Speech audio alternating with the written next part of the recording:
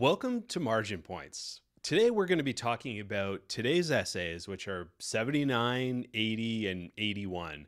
We've got three different topics today. We're going to be going deeper into AI, also talking about freight, and a little bit of a culinary delight for nostalgia as well. So today's topics are Fable, Amazon Freight, and the twice baked potato. We're also going to have some time today for at the end to open up some discussion for questions, comments. So feel free to chat during, and I'll pick up chat as I finish reading the essays. We're going to be starting today with marketing during delays. So with Anthropic rolling out its latest model, Fable 5, we saw a quirk in the normal marketing cycle. Anthropic had developed the core of this model as Mythos, which, as we saw back in April, was delayed for public release because of cybersecurity threats. Now we have a test bed for what the slow rollout marketing concept looks like in AI, because Anthropic had to sit on releasing this for over a month and had more time to prepare its release, knowing what it had in the holster. This breaks from the traditional tech startup where marketing gets handed something from product, behind schedule, of course, and still with issues and a target to hit for the quarter, and bam, here we go, let's get it out quickly. It also doesn't fit with the well-choreographed launch moment for startups where everything has been treated with existential importance because, well, maybe it is existential. Typically the push is, this is amazing, and let's get it out the door to shape the narrative in a competitive market. Instead, what we saw here was, we have something strong, and we can't release it publicly. Let's be as strong as we can on marketing it. Slow reads as deliberate thoughtfulness. We've also seen this slow playing in tech before, which may be why we associate it with quality. Apple, at least in this century, has always been perceived as measured in their product releases, never rushing to market, never rushing to tell the market about the product, and developing in secret. Sometimes the world really isn't ready. You can be too late, and you can also be too early. Apple aims not to be too early, and it is usually successful with that. Anthropic ended up in this positioning somewhat by factors outside of their direct control. The sibling model had to be limited for security concerns, and the output is the new Fable model. While preparing the new model, Anthropic didn't sit back. Their marketing efforts focused first and foremost on the builder. No less than 50 customers are quoted on Anthropic's website at launch, specifically talking about the benefits of Fable. Some of them are major customers like Cursor, who are spending billions of dollars per year on AI tokens. This shows a breadth of adoption in the pre-launch window. Top AI players like the new model, and we cared enough to gather quotes from 50 of them to help tell the story. It has an elegant resolution to the paradox of dropping a cutting-edge model and telling you that a bunch of people have been using it for a while. Now, Anthropic also commissioned a paid video from Roberto Nixon, which went viral on X and Instagram, him handing off work to Claude and getting back finished work product. This dropped prior to the model's public release, helping to prime the attention pump. It also sent a mental frame for the early builder users. Within tech, the implication is that if you don't think it's impressive, you're using it wrong. For the core enterprise customer outside of tech, this messaging also carries. The rename to Fable, rather than simply a Mythos Lite, is smart. It sets up the answer to whether this is so good that we couldn't wait to get it into the hands of builders versus so good we couldn't wait to get it into the hands of builders until cybersecurity issues were sorted out and a governor was put on this. One reads, the first one is marketing, the other like it's a bazooka. If this was Mythos Lite, we'd all be focused on what it can't do and how it was neutered. Fable tells you it's a bazooka. You don't have to worry so much about it not being able to point at the cybersecurity questions. All of this to say that being slowly frog marched to a new model launch is bound to happen, workmanlikely. There is a good amount of whimsy and playfulness still to be explored within this type of construct. I think we're still trying to read these announcements as less model card and more enticement to try it out. Ultimately, it is a personal experience to try a model. Everyone is trying to accomplish different things, and there's an innate show, don't tell aspect that's possible when the models upgrade. It either impresses on the things you care about or it doesn't. We notice when someone slows down to make a point.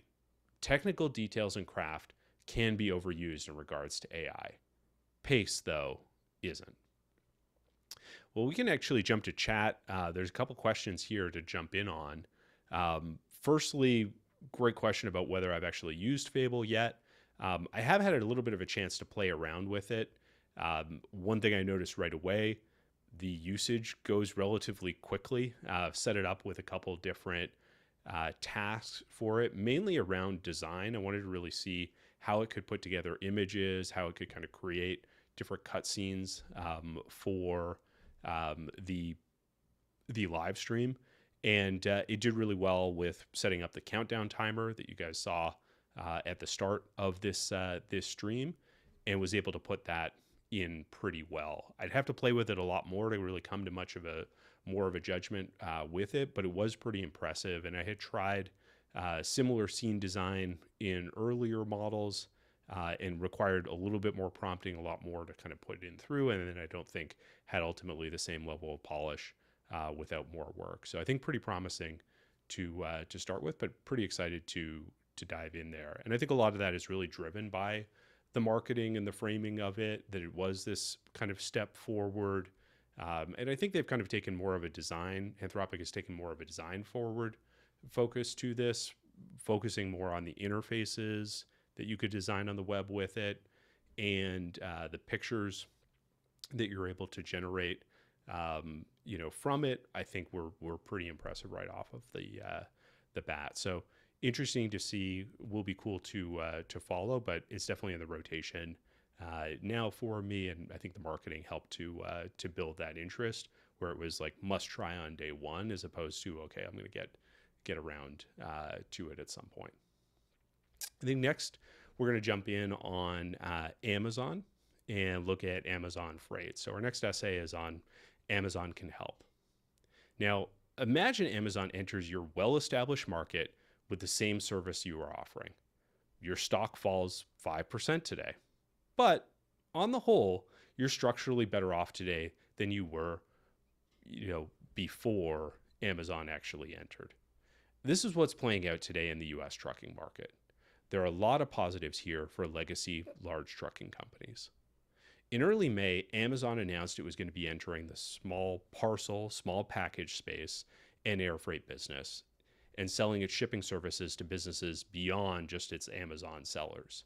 Today, it rolled out less than truckload, or LTL freight, which is shipments that typically go on pallets and are too big for the parcel system. Amazon Freight hurts the smaller trucking companies much more than the bigger ones. The small shippers that are the lifeblood of small trucking outfits might mold their processes to accommodate Amazon and get the rate benefits. There are many types of LTL, or less than truckload freight, anything from low value shipments with low urgency and reliability requirements to moving critical pieces of manufacturing supply chains where bigger dollars are at stake. Amazon taking from the low end of the market might not cost incumbent publicly traded carriers much, really, in the way of profits. The incumbent carriers will focus on the top of the market with the most urgent, high-priced, and specific requirements to make sure to get the most profit out of the market as a whole. That leaves exposure on the low end of the market and opportunity there for Amazon. This isn't like a Toys R Us and Amazon tie-up, which we've seen, because none of the incumbents are sharing info or partnering with Amazon. There is no fox in the henhouse here. Trucking never was a henhouse. It's always been really competitive. The regulatory piece helps incumbents in multiple ways. Amazon might push them for more aggressive self-driving adoption by state and federal regulators, which is in its interest since it has the capex to spend and a lower cost of capital than all of its competitors.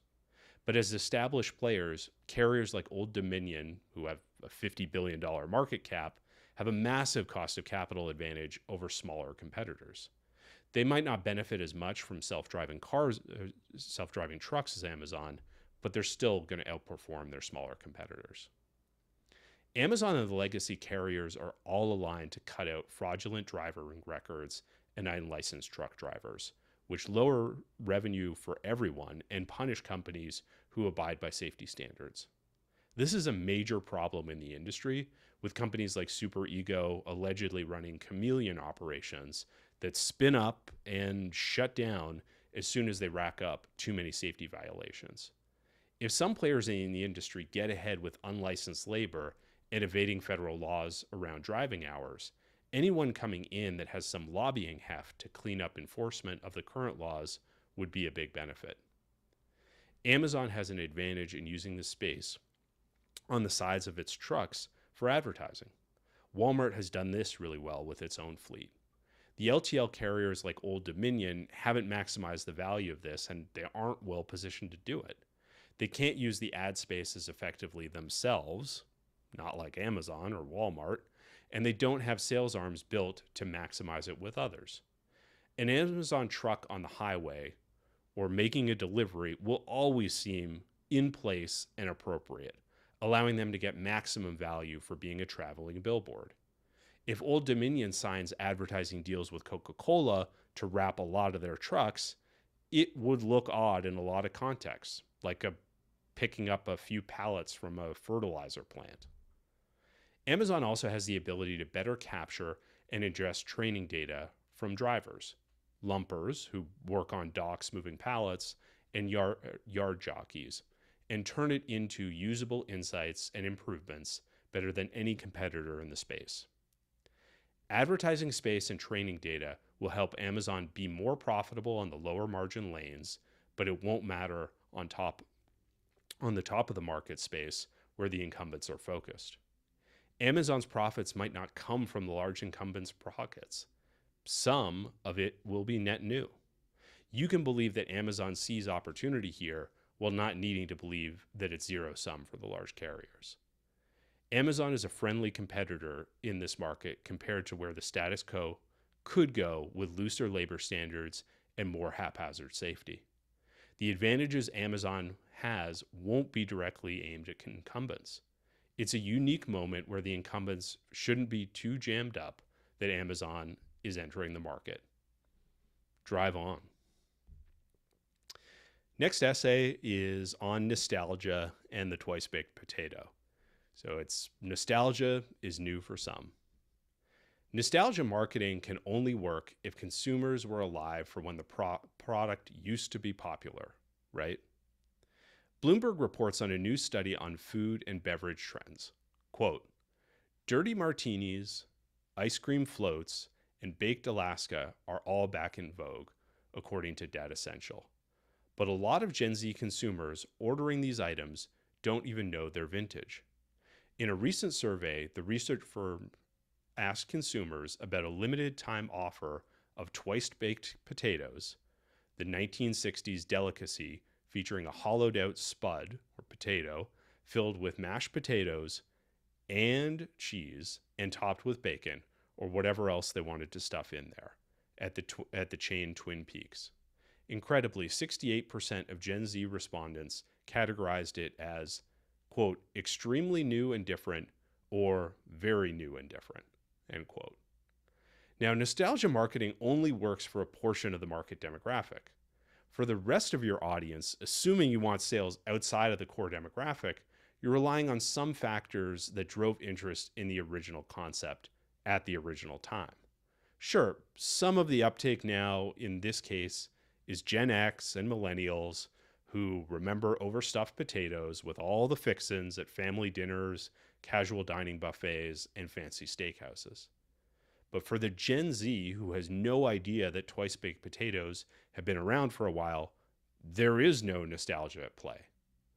Baked Alaska, dirty martini, ice cream floats are also back in. All of them have a little something extra involved. They all peaked at different times, though. The dirty martini peaked in the 90s and aughts. The baked Alaska was back in the 50s. Ice cream floats in the 40s and the 50s. This is all telling us there's something more about the intangibles than nostalgia. Any one of them you could read into really as much as you like. There's a published recipe for the twice baked potato going all the way back to 1880. When it started coming back into the vogue in this 1960s, it would have already had a few nostalgic cycles driving it. But in the 1980s, it was hitting its peak popularity. Asking people in the 1980s why they liked a twice baked potato might have yielded a range of different answers from the mouths of consumers. Most of them might not have really gotten at the real reason that they liked it. It can be hard for consumers to put their finger on, which helps to understand some of the timelessness of reviving things that have worked in the past. If we were to wildly speculate, because the 1980s were also speculative and mainly driven by an economic cultural milieu, we might end up down the wrong path. The 80s were a bull run for stocks. It was also the time when the corporate takeover, the leveraged buyout, the greed is good mantra, and a stock crash followed by a fast recovery and regulatory changes. Complex changes in the economic environment drive consumers to simpler concepts.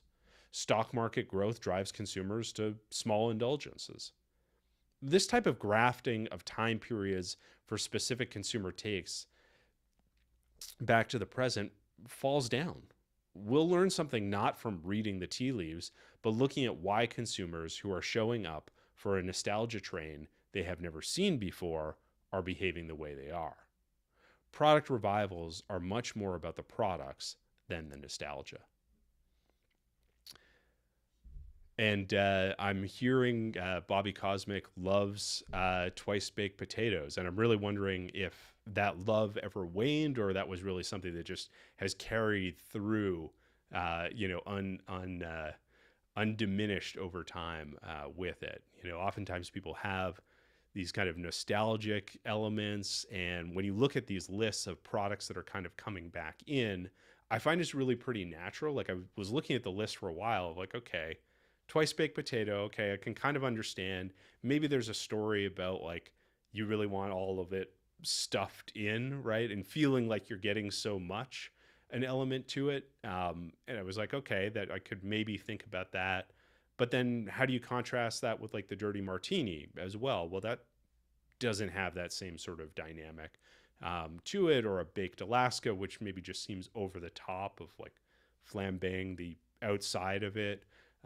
Or otherwise. So there's really a lot of, like, elements to this of people are, these nostalgic products that kind of come in, they might be coming back for very different reasons with it. And it's hard to draw some sort of, like, bigger conclusions from it rather than looking at, like, the individual product itself, to really understand what's going on here, with it. And I think there is an element too of, like, the nostalgia part of the marketing being overplayed. In chat, and I agree with this, Bobby, too. Like, is this sometimes overplayed? There's so much reliance on nostalgia over the past decade. So you see this, like, purely from a marketing perspective. I think there's a world of nostalgia marketing.